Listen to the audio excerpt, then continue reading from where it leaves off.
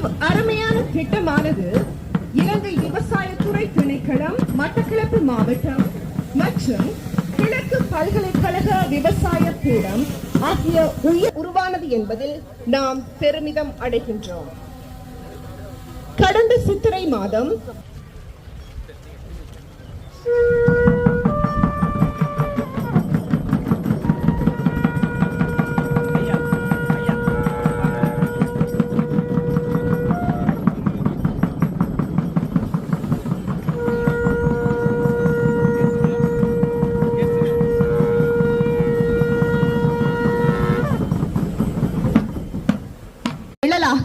திகழ்ந்து வருகின்றது.